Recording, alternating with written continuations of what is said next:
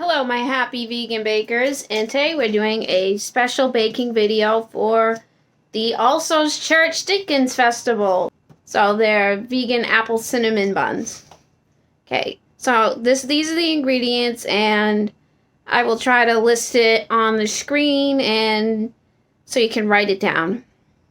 So there's 3 components to this. The first component is the dough.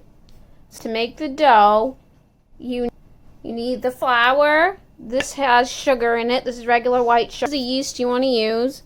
So it's active dry. You need 1 packet. So that's what you need for the dough. For my cinnamon buns, I make a filling. I use apples.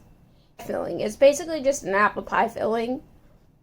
And so for that, I use the apples. Maybe 4 or 5. Today, I'm just going to use apple cider, a bit of honey, but since it's vegan, I use agave, dark brown sugar, and I got my cinnamon and my nutmeg. You can also use apple pie spice or pumpkin pie spice. Apples, you make a cinnamon butter mixture. You use Country Crock plant-based butter. Okay, so for that, you would also need the brown sugar. And it's the butter and the cinnamon and the nutmeg. For the glaze, you need some plant-based milk. I use oat milk, but you can use any kind of milk. You need some powdered sugar. And for the cream cheese, this is my favorite cream cheese. It's Toffetti. It's milk-free, so it's vegan.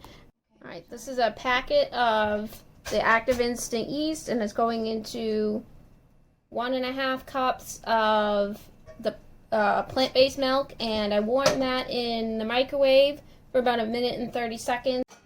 So now I'm going to add 2 tablespoons of the sugar into the mixture of the milk, the warm milk, and the 1 packet of instant yeast.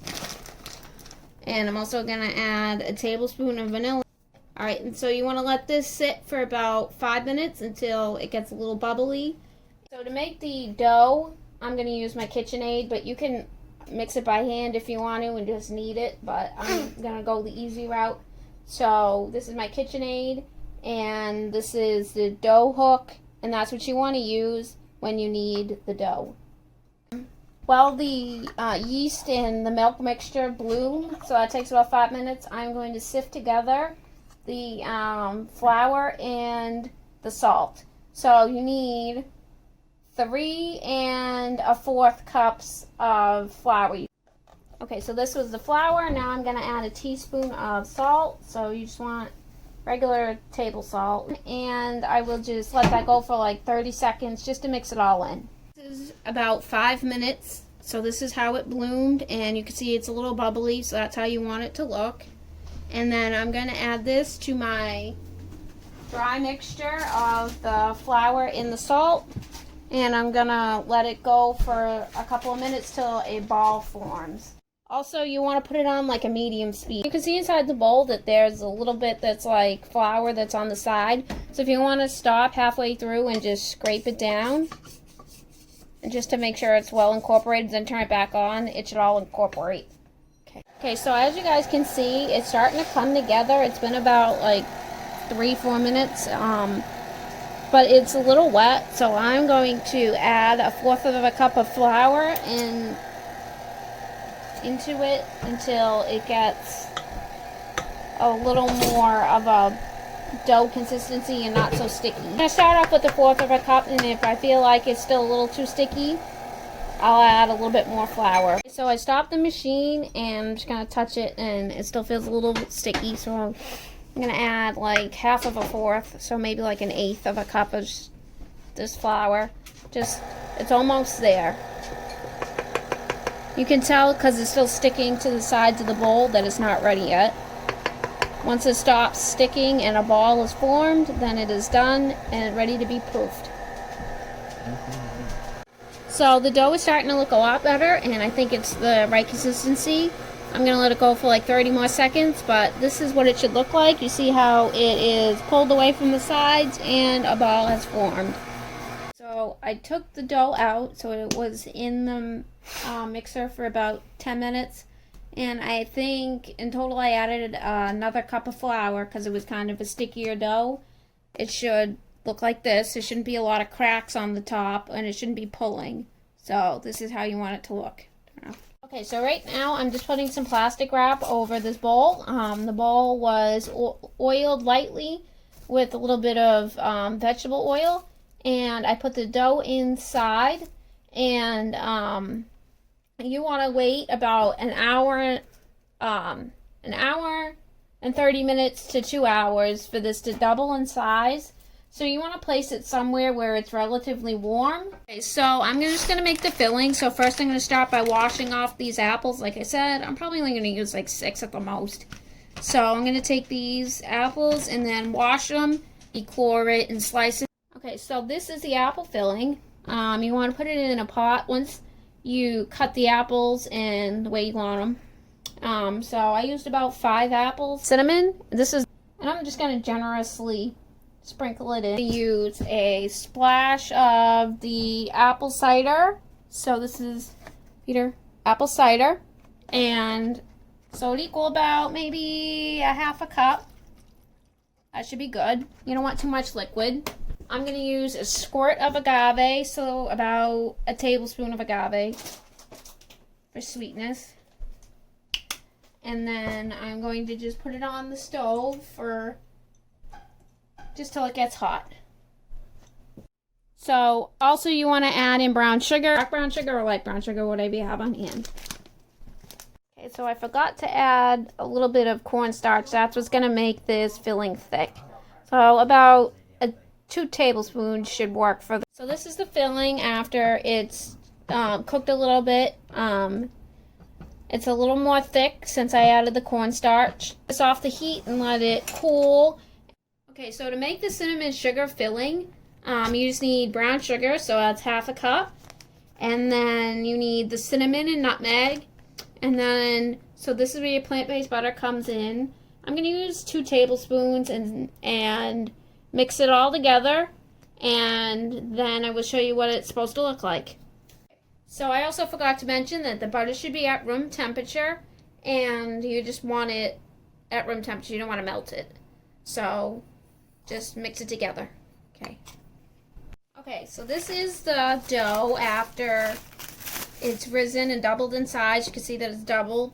It really helped to have the stove on and heat up this place a little bit.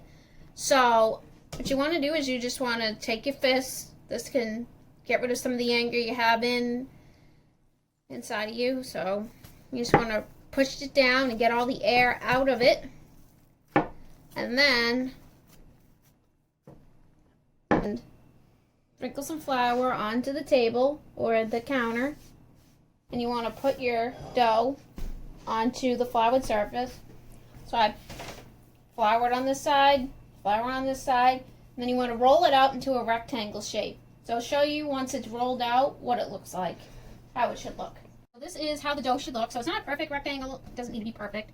And you want to make sure that it's not too thick on one side and the other side's too thin, so just make sure it's even.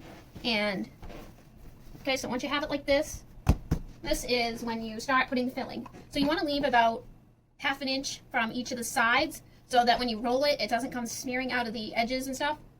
So I got mine like a butter, so I'm just going to spread it on like this. And I'm going to do that and spread it on the whole thing, and then I'll come right back. Okay, so this is what it looks like. You can see how I have it, so it's not all the way at the edge, otherwise it'll just slide right out. So now I'm going to add my filling, so my apple cinnamon filling, and I'm just going to do the same like I did to the cinnamon sugar. I'm just going to put it so it's not touching the edge, but is close to it. And just fill this whole thing with this yummy goodness.